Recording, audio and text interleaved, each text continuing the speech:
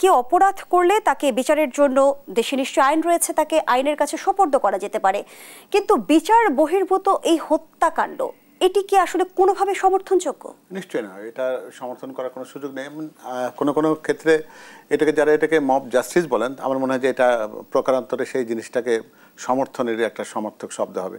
এটা তো বিচার নয়। মব জাস্টিস বলতে আমরা কি বলবো যে জনগণ সুবিচার করে দিচ্ছে, এরকম তো নয়। বিচারের ক্ষেত্রে প্রচলিত নিয়ম হচ্ছে যদি কারোর কাছে মনে হয় যে একটা অপরাধ সংগঠিত হয়েছে, সেখানে আইন প্রয়োগকারী সংস্থার দায়িত্ব হচ্ছে সেটাকে নিয়ন্ত্রণে নেওয়া এবং প্রচলিত আইনের মাধ্যমে সেটার বিচারের ব্যবস্থা করা। এখানে কোনটা সত্যি কোনটা মিথ্যে, এই বিচারের ভার কিন্তু জনগণের বা কোনো মবের হাতে নেওয়ার কোনো সুযোগ নেই। এটা হয়তো অনেকেই যারা অপরাধ তত্ত্ব বা অপরাধ বিজ্ঞান নিয়ে যারা কাজ করেন তারা হয়তো বলবেন যে গত 17টি বছরে আইনের শাসন ছিল না, আইনের প্রতি মানুষের প্রচণ্ড একটা অশ্রদ্ধা জন্মগ্রহণ করেছে, ফলে জনগণ মনে করে যে বিচারের মাধ্যমে কোনো সুবিচার পাওয়া যাবে না প্রচলিত ব্যবস্থায়, তো ফলে বোধহয় বিচারটা নিজে নিজে করে ফেলি। তো এটি হচ্ছে একটা ভয়ঙ্কর প্রবণতা।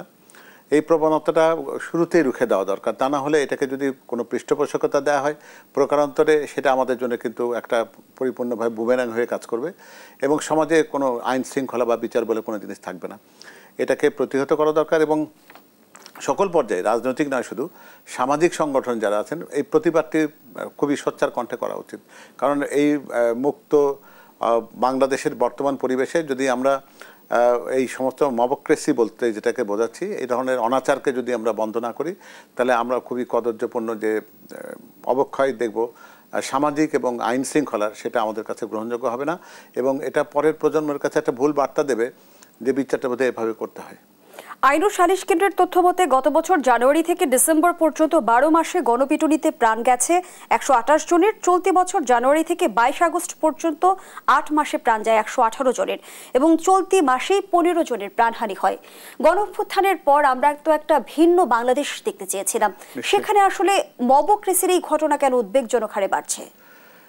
আমি একটু আগে বলেছি যে হয়তো এটা প্রত্যেকে মনে করছেন যে বিচারের দীর্ঘসূত্রিতাতে যাওয়ার দরকার কি আছে, আমরা তো এটা অপরাধী চিহ্নিত করে ফেলেছি, কিন্তু কোন অপরাধের মাত্রা কতটুকু এবং সেক্ষেত্রে বিচারের রায় কতটুকু তার জন্য শাস্তি নির্ধারণ করবে, সেটা যদি কোনো জনগণ যদি বা কোনো একটা জায়গাতে গুটি কয়েক মানুষ যারা একখানে জুটে গেল এবং তারা সেখানে নিজে সে একটা বিচার ব্যবস্থাকে তারা প্রতিষ্ঠিত করার চেষ্টা করলো একটা হত্যাকাণ্ডের মধ্য দিয়ে, এটা তো ভয়ঙ্কর একটা ব্যাপার। কারণ আমরা তো জানি যে প্রচলিত ব্যবস্থাতেও কোনো মৃত্যুদণ্ড কার্যকর করবার ক্ষেত্রেও একাধিক ক্রস চেকের ব্যাপার আছে। এমনকি নিম্ন আদালত কারো মৃত্যুদণ্ড যদি দিয়েও থাকে তাহলে সেটাকে নিশ্চিতকরণের জন্য কিন্তু হাইকোর্টের বা উচ্চ আদালতে যেতেই হবে। ফলে আদালত কিন্তু একটা কথা সবসময় বলে যে 1000 জন অপরাধীও যদি মুক্তি পেয়েও যায়, কেন কোনো নিরপরাধের যেন কোনো রকম অন্যায় রিজনেবল ডাউট এটা প্রমাণ হতে হবে যে সে অপরাধটি করেছে।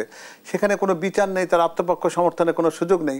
গুটি কয়েক মানুষ মনে করলো যে এটা অপরাধ সংগঠিত হয়ে গেছে এবং তারা সেই নিজেরা অস্ত্র হাতে তুলে নিল এবং বিচারটা সেই মুহূর্তে সেখানে সেরে দিল এবং জনগণ সেটা দেখলো এবং কোনো প্রতিবাদ মুখর হলো না।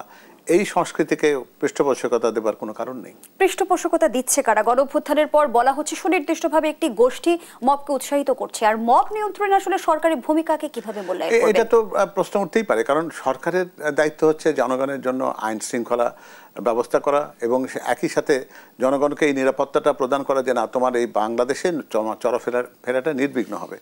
সেই জায়গাতে যদি আমরা ব্যর্থতা যদি দেখি কোনো একটা জায়গাতে, তাহলে সেটা তো সরকারের ব্যর্থতার কথা তো বলতেই হবে।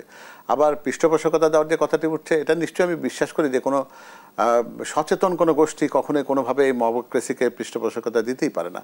এটা সমাজে সবসময় দুষ্ট চরিত্রের লোকজন যারা থাকেন, যারা এই সুযোগটা নেওয়ার চেষ্টা করেন এবং তারা দেশের আইন শৃঙ্খলা পরিস্থিতিকে পরিকল্পিতভাবে এমন একটা জায়গায় নিতে চান যে বুঝিয়ে দেওয়ার চেষ্টা করা হয় যে এই দেশে কোনো আইন শৃঙ্খলা বলে কোনো কিছু কখনো প্রতিষ্ঠিত হবে না। সেটা যদি প্রতিষ্ঠিত হয় তাহলে এই ধরনের যারা দুষ্কৃতিকারী যারা রয়েছেন তারা কিন্তু একটা পর্যায়ে আরও বেশি করে নিজেদেরকে প্রকাশিত করবে। তো ফলে এটা আমি বলবো না যে অঙ্কুরের অবস্থায় আছে, এটি কিন্তু একটা ছোট একটা চারা গাছ হয়েছে, ফলে এটাকে আর বিকশিত হতে দেওয়ার কোনো সুযোগ নেই এবং সরকারের এই জায়গায় সর্বোচ্চ কঠোরতম ব্যবস্থা নেওয়া দরকার এবং এখানে কোনো রকম কমপ্লেসেন্সেস বা কোনো রকমের শিথিলতা দেখাবার কোনো সুযোগ নেই। সরকার কি প্রথম থেকে শিথিলতা দেখাচ্ছে? আমার তো মনে হয় যে এই সরকার বলতে তো আসলে কোনো ব্যক্তিকে তো চিহ্নিত আমরা করবো না। সরকার তার অঙ্গ প্রত্যঙ্গ যেগুলো সমস্ত প্রাতিষ্ঠানিক যে শক্তিগুলো আছে সেগুলোতে তো সরকার তার কার্যক্রমগুলো পরিচালনা করেন। এক্ষেত্রে পুলিশ বাহিনীর ক্ষেত্রে আমরা যেটা দেখেছি যে জুলাই অভ্যুত্থানের পর তাদের নৈতিক মনোবলের একটা বিরাট বড় ঘাটতি ছিল।